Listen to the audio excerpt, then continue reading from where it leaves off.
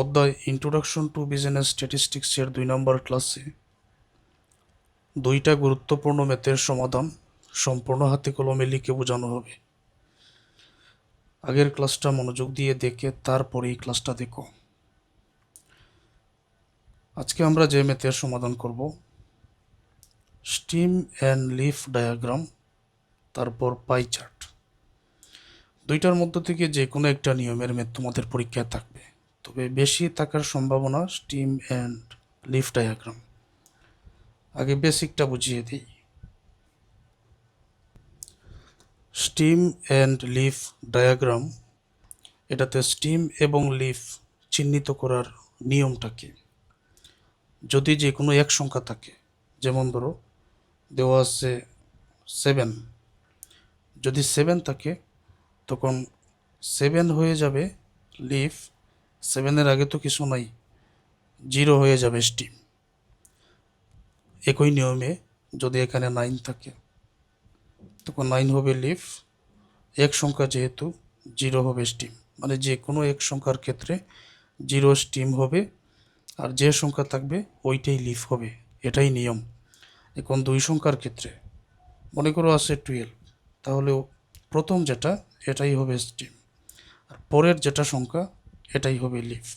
এখন যদি থাকে 78, প্রথম যেটা 7 এটাই হবে স্টিম, পরের 8 যেটা এটাই হবে লিফ। যদি থাকে 99, তাহলে প্রথমটা হবে স্টিম, পরের যেটা এটাই লিফ। এক সংখ্যার ক্ষেত্রে দুই সংখ্যার ক্ষেত্রে আমরা বুঝলাম। যদি এরকম থাকে দশমিক দিয়ে, ধরে নেওয়া আছে এখানে 10.5, তখন দশমিকের আগে যা থাকবে এটাই হবে স্টিম, আর দশমিকের পরে যা থাকবে এটাই হবে লিফ। তাহলে ভালো করে মনে রেখো, যে কোনো এক সংখ্যার ক্ষেত্রে ওই সংখ্যাটাই হবে লিফ, আর এক সংখ্যা থাকলে 0কে স্টিম বসাতে হবে। স্টিম অ্যান্ড লিফ ডায়াগ্রামের এটাই হলো বেসিক। এখন একটা ম্যাথের সমাধান আমরা হাতে কলমে শিখব।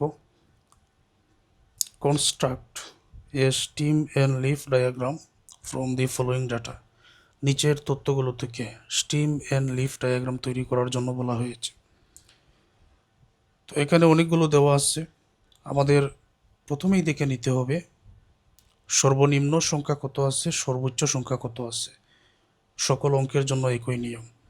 আমরা যদি ভালো করে লক্ষ্য করি তাহলে দেখব সর্বনিম্ন সংখ্যা এখানে 5 আছে, তাহলে সর্বোচ্চ সংখ্যা কত আছে একটু ভালো করে যদি দেখি, এখানে দেখা যাচ্ছে যে সর্বোচ্চ সংখ্যা 50 আছে। সর্বনিম্ন সংখ্যা 5, সর্বোচ্চ সংখ্যা 50, এটা আমরা আগে লিখে নিচ্ছি।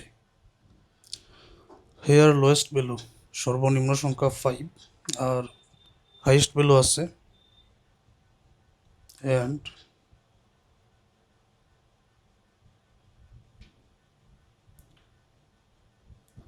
হাইয়েস্ট ভ্যালু আছে এখানে 50। এখন যদি তোমাদের প্রশ্ন করি 5-এর স্টিম কত আর 50-এর স্টিম কত, তখন 5 যেহেতু একটা সংখ্যা, তো 5 হবে লিফ আর এটার স্টিম হবে 0।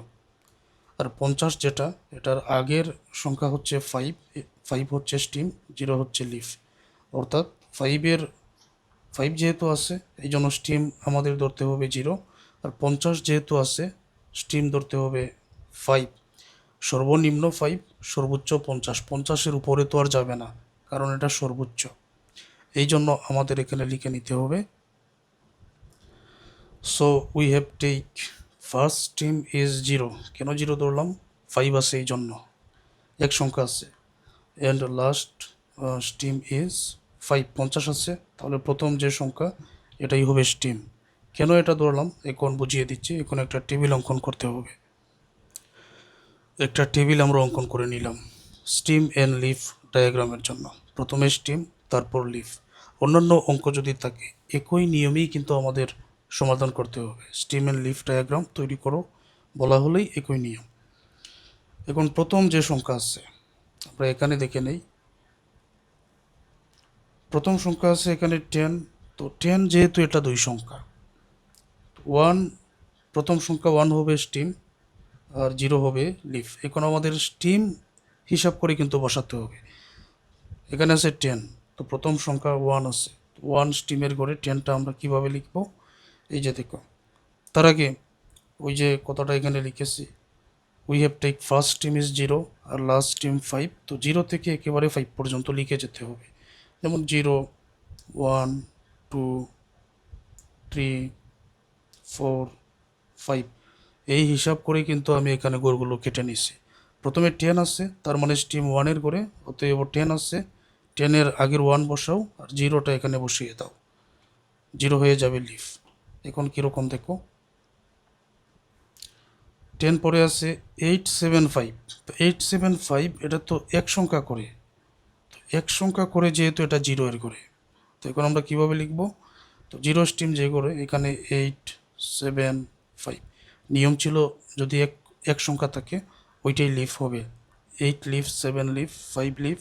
কিন্তু এক সংখ্যা থাকলে এটা স্টিম 0 বসাতে হয়, তাই 0-এর ঘরেই কিন্তু আমি এটা বসিয়ে দিছি। বোঝাতে পেরেছি?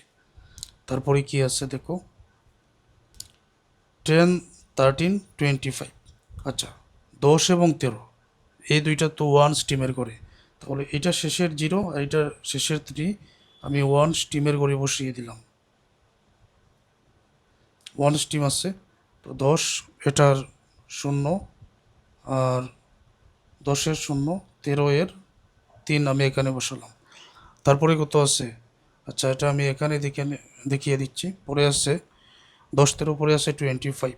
তো 25-এর যে 2, এটা 2 স্টিমের করে, তো 5 বাকি থাকে, 2 স্টিমের করে আমি 5টা বসিয়ে দিব। 25 পরে আছে এখানে 21, 21, তারপর 30, তারপরে আছে 16।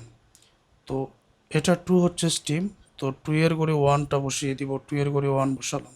3 হচ্ছে স্টিম, 3-এর করে 0 বসিয়ে দিব। ওকে, 1 হচ্ছে স্টিম, 1-এর করে 6 বসিয়ে দিব, এই যে 6 এখানে বসানো হলো। ক্লিয়ার এটা? আচ্ছা, 16 পরে আছে এখানে, 19 আছে, তারপর 40 আছে, 30 পরে আছে, 50, মানে এই মানগুলোই কিন্তু আমি নিতেছি। 50 আছে, তো এটা 1 হলো স্টিম, 1-এর ঘরে 9 বসাতে হবে, এই যে 1-এর ঘরে 9 এখানে বসিয়ে দিলাম, 1-এর ঘরে 9 বসালাম। তারপর 40 আছে, 4-এর ঘরে, 4 হলো স্টিম, 4-এর ঘরে 0 বসাতে হবে, 0 বসালাম। পরে 30 আছে, 3-এর ঘরে 0 বসাতে হবে, 0 বসালাম। পরে 50 আছে, 5-এর ঘরে এই পরেরটা 0 বসাতে হবে, 0 বসালাম। প্রথম সংখ্যা হবে স্টিম, পরের সংখ্যা হবে লিফ। তারপর কি আছে? 50 আছে, 50 থেকে পরে আছে 28, 29, 32, 28, 29, 32। তো 2-এর ঘরে 8 বসাতে হবে, 2-এর ঘরে 8 বসালাম। পরে 2-এর ঘরে 9 বসাতে হবে, 2-এর ঘরে 9 বসালাম। 3-এর ঘরে 2 বসাতে হবে, 3-এর ঘরে 2। 32 পরে আছে এখানে 33, 33 পরে 20, তারপরে 26। তো 3-এর ঘরে 3 বসাতে হবে, 3-এর ঘরে 3, 2-এর ঘরে 0 বসাতে হবে, এই যে 2-এর ঘরে 0 বসালাম। 26, 2-এর ঘরে 6 বসাতে হবে, 6 বসালাম। 26 পরে এখানে আছে 37, 39, তারপরে 24, 42।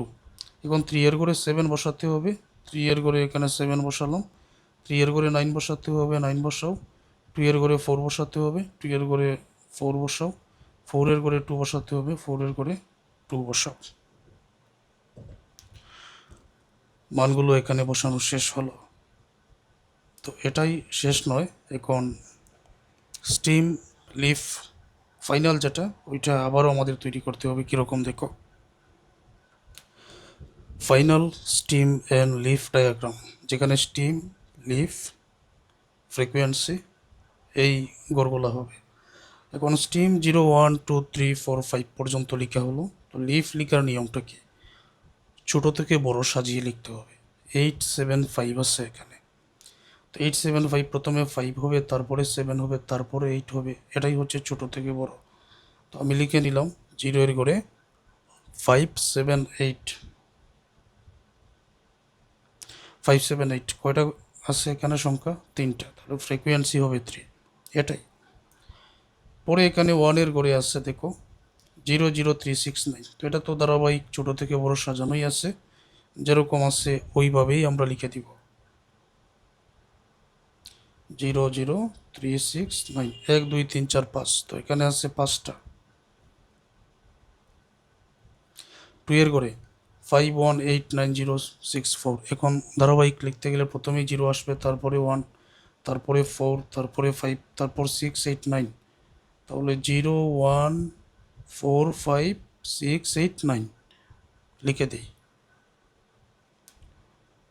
014, পরে 5689। কতটা আছে এখানে? 7টা।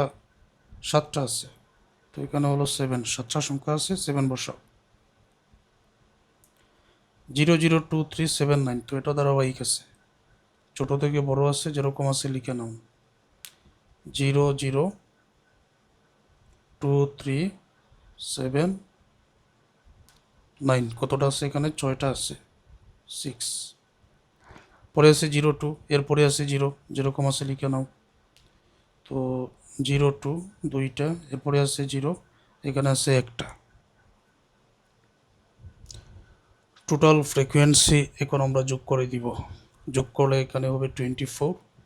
অতএব n ইকুয়াল টু 24।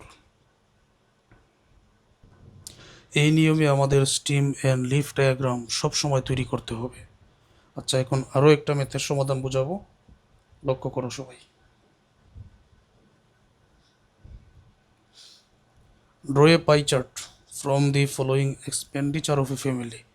একটা পাই চার্ট অঙ্কন করো একটা ফ্যামিলির ব্যয়ের হিসাবগুলো থেকে, যেখানে ফুড 8,000 টাকা ব্যয় হয়, রেন্ট কিংবা ভাড়া 5,000 টাকা, ফুড মানে তো খাবার, ক্লোথ কিংবা কাপড় 3,000 টাকা, ফুয়েল বা তেল এখানে 1,000 টাকা, তেল জ্বালানি 1,000 টাকা, অন্যান্য খরচ আছে 3,000 টাকা। এখন পাই চার্ট অঙ্কন করার নিয়মটা কি?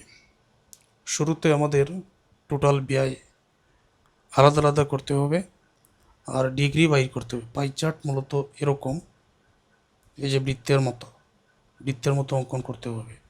তো নিয়ম একই, একটা পারলেও এই নিয়মের অন্যান্য 10টা ম্যাথের সমাধান তোমরা পারবে। এক্সপেন্স, তারপর কোস্ট, ডিগ্রি। এখন নামসমূহ লিখে নিব। প্রথমে কি আছে এখানে? ফুড আছে 8,000 টাকা, তো এটা লিখে নিচ্ছি, ফুড 8,000 টাকা। তারপর রেন্ট আছে, রেন্টের পরিমাণ আছে এখানে 5,000 টাকা। তারপরে ক্লথ আছে 3,000 টাকা। ক্লথ পরে ফুয়েল আছে, ফুয়েল এখানে আছে 1,000 টাকা। তারপর আদার্স আছে 3,000 টাকা। যোগ করে নিব এটাকে। একই নিয়মে অন্যান্য অঙ্ক যদি পাই চার্ট বলা হয়, টোটাল যোগ করে নেই 20,000 টাকা হবে। এখন ডিগ্রি বাইর করার নিয়মকে, পাই চার্টে যেহেতু অঙ্কন করতে হবে, তখন 360 ডিগ্রির মাধ্যমে আলাদা আলাদা করে দেখতে হবে কোন খরচ কত ডিগ্রির মধ্যে পড়ে। তো এটা বাইর করার নিয়মটা কি?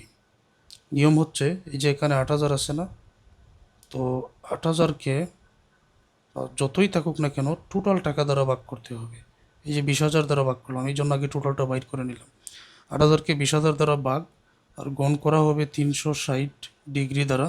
ক্যালকুলেটারে এখানে পেয়ে যাবেন 144 ডিগ্রি। এটাই নিয়ম। তারপর রেন্ট আছে এখানে 5,000। তো একই নিয়মে উপরে 5,000 আর নিচে হবে 20,000। 360 ডিগ্রি দ্বারা যদি গুণ করা হয়, এখানে আমরা পাবো, মানে 5,000কে 360 দ্বারা গুণ করো আর 20,000 দ্বারা ভাগ করো, তখন উত্তরে পাবে এখানে 90 ডিগ্রি। এখন 3,000কে, এখানে 3,000 আছে, 3,000কে 20,000 দ্বারা ভাগ করো, 360 ডিগ্রি দ্বারা গুণ করো, উত্তরে হবে এখানে 54 ডিগ্রি। 1,000কে 20,000 দ্বারা ভাগ করে 360 ডিগ্রি দ্বারা গুণ করা হলে এখানে পাওয়া যাবে 18 ডিগ্রি। ফাইনালি 3000কে 20,000 দ্বারা ভাগ করে 360 ডিগ্রি দ্বারা গুণ করা হলে এখানে পাওয়া যাবে 54 ডিগ্রি। আচ্ছা, ডিগ্রি আমরা বাইর করলাম, এখন একটা পাই চার্ট অঙ্কন করে নিতে হবে। তো পাই চার্টটা এখানে অঙ্কন করে নিব। একটা বৃত্ত আমরা অঙ্কন করে নিলাম, আর এটার কেন্দ্র এই অংশটা ধরে নিলাম আমি। এখন চাঁদা লাগবে, আর হিসাব করে কিন্তু লিখতে হবে। আচ্ছা, এখানে তোমরা লক্ষ্য করো, এই জায়গা থেকে এটা হচ্ছে সরল রেখা, এই সরল রেখাটা আগে দিয়ে দিবেন। তো আমরা প্রথমে দেখি কি আছে। আমরা দেখতে পাচ্ছি এখানে প্রথমে আছে ফুট, যেটা পেয়েছি 144 ডিগ্রি। অর্থাৎ এখানে যে বিন্দুটা আছে, চতুর্দিকে যদি আমরা হিসাব করি কত ডিগ্রি আছে, চতুর্দিক মিলিয়ে 360 ডিগ্রি আছে। চতুর্দিক মিলিয়ে এখানে 360 ডিগ্রি আছে। যদি এরকম থাকে তো এটা 90 ডিগ্রি, এটা 90 ডিগ্রি, এটাও 90 ডিগ্রি, এটাও 90 ডিগ্রি। তো 4টা 90 একসাথে যোগ করলে 360 হবে। এই জন্য চতুর্দিকে যে কোণ আছে সম্পূর্ণ হিসাব মিলিয়ে 360 ডিগ্রি হয়। সরল রেখাটা আগে দিয়ে দিবেন। আমি এখানে সরল রেখাটা আগে দিলাম। ফুট আছে 144 ডিগ্রি। এখন হিসাবটা দেখো, যেমন এখানে তো 0 আছে, এখন 144 ডিগ্রি হিসাব করে উপরের দিকে দিয়ে দিবেন। চাঁদার মাধ্যমে দিতে হবে, কিন্তু চাঁদার মাধ্যমে তোমরা হিসাব করে দেখে নিবে যে এখানে 144 ডিগ্রি আসলে কোথায় পড়ে, এই সরল রেখার সাথে হিসাব করে। আমি ধরে নিলাম এই অংশের মধ্যে পড়ে, তো এখানে আমি বসিয়ে দিলাম। তোমরা সঠিক হিসাবটা করে নিও। তো এখন আমি যা বসালাম এটা হচ্ছে ফুট। কত ছিল? 144 ডিগ্রি ছিল। ফুট পড়ে আছে এখানে রেন্ট 90 ডিগ্রি। তখন চাঁদাটাকে এই রেখার সাথে, অর্থাৎ এই যে রেখাটা আছে এটার সাথে মিলিয়ে তারপরে দেখতে হবে 90 ডিগ্রি কোথায় আসে। আমি এক আইডিয়া করে নিতেছি, এখানে একটা আইডিয়া করে নিতেছি। ধরে নিলাম যে এখানে আসে, এটা ধরে নিলাম 90 ডিগ্রি। তখন এখানে দিয়ে দিলাম যে রেন্ট হচ্ছে 90 ডিগ্রি। রেন্ট পরে এখানে আছে ক্লোথ 54 ডিগ্রি। ক্লোথ 54 ডিগ্রি, এটা বসাই।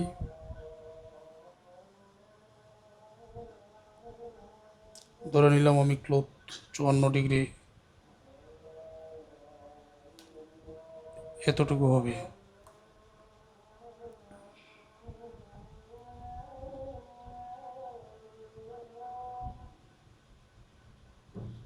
তারপরে দুইটা বাকি আছে। ফুয়েল হচ্ছে 18 ডিগ্রি, আদার 54 ডিগ্রি। আমাকে শুধু 18 ডিগ্রি বসালেই পরবর্তীটা যেটা থাকবে এটা এমনিতেই 54 ডিগ্রি হবে। তো 18 ডিগ্রি ধরে নিলাম আমি এতটুকু।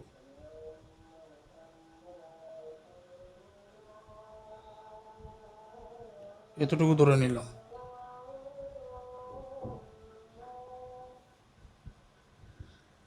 ওকে, তো এটা হচ্ছে ফুয়েল।